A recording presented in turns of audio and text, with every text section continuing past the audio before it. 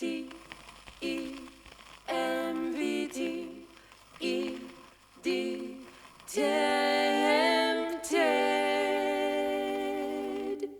I was tempted.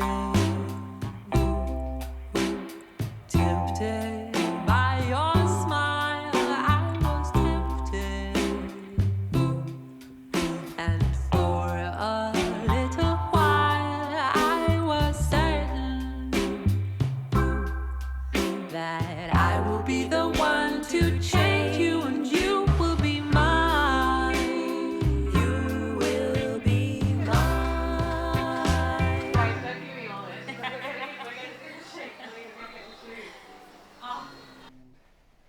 So, could you talk me through your process of a shoot? Like, how do you go from concept to output?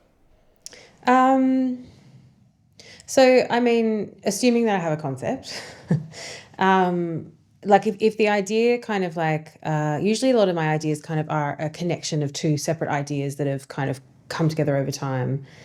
And it gets to this point where they just start kind of like waking me up in the night and being like, now's the time. They're generally like quite niche and silly little starting points. And then not intellectual. And it could be something as simple as like, what if Michael Hutchence and Kylie Minogue had have had a baby? What would that have looked like? And like, that's a concept that I shot like 15 years ago. So I don't really, they're not kind of that light on anymore, but generally that can be the starting point of a concept. So I'll write it down, I'll look at the computer, I'll also look at all my photography books. I look at a lot of historical stuff from the 50s and 60s. I watch films, and then it all kind of just like churns, you know, it just churns around. And then there'll be like something will pop up that I read, 12 years ago or something, and it'll all start feeling like it's connecting. It's like a little jigsaw puzzle that connects. And then we're on. And then I'm drawing. Then I go to casting. So I start looking at, I often put call outs on social media. Does anyone have a cool dad? Yeah, then I cast them, and then I start talking to stylists and hair and makeup and start looking for locations, and then it rolls. Yeah.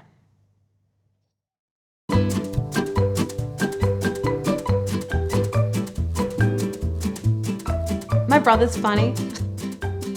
And he's like cool, and I like always wanted to be like my brother. My nan and pop, they had one of those houses with, pictures of Humphrey Bogart on the wall. And like whenever I'd have a sick day, I'd go to their house and I'd watch a black and white movie with them. So I guess like a lot of it is nostalgia for a time that I didn't even exist. I do struggle to kind of look forward. I am often looking backwards. Even like I have a kid and I think about his childhood, I feel such immense pressure to give him the right, like not only like emotional tools and blah, blah, blah, but like give him the right pop culture references so he can be funny. I just think life is so much better when you're finding humour or giving humour or living with humour. It's just a much lighter place to be. Sometimes I just go and watch people. Like I once heard a guy at the zoo, which is like, what a melting pot of humanity and animal kingdom.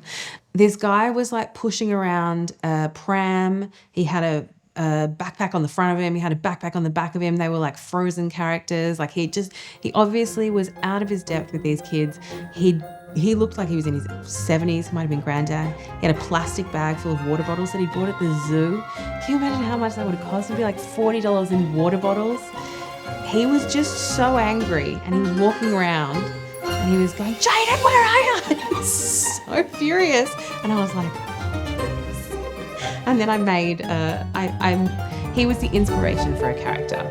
I didn't remake Man Mad at Jaden, but I took his essence.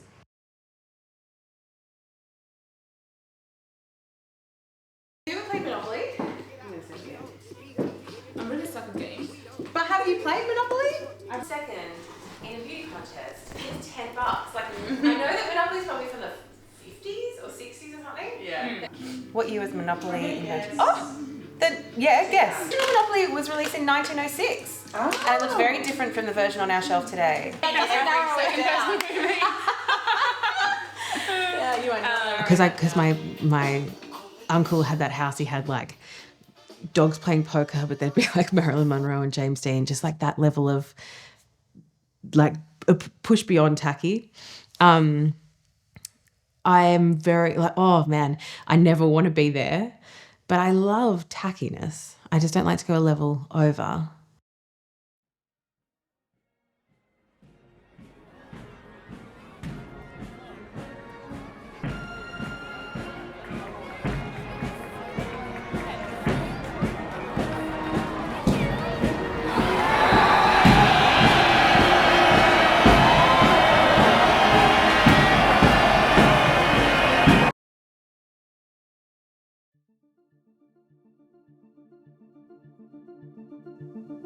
I've got a really bad memory, and I think that's what drew me to being a photographer as well. Is like at the beginning, it was just all about making sure I remember things from high school, and the things that were happening in my life.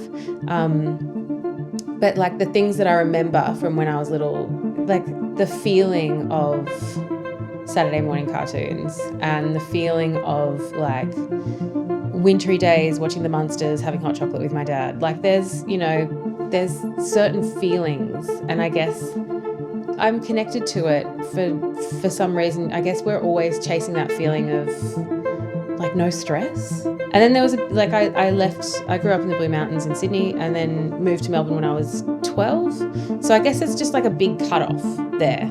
Cut off from family, cut off from like my best friends that were up there. And so I guess that's maybe I'm always trying to go back there. So those memories kind of push themselves to the front. And then just as I grew up, I just was drawn to the more unusual B grade kind of shitty movies. Like just I like things that aren't right. So I have one last question, which is like, but why? Oh, my uni teacher used to always, but why? But why? I always really liked that question. I don't ask it of myself a lot because I feel like I trust the process now because I've been doing it for a while. If I get bogged down in why, I won't ever do anything. I think there's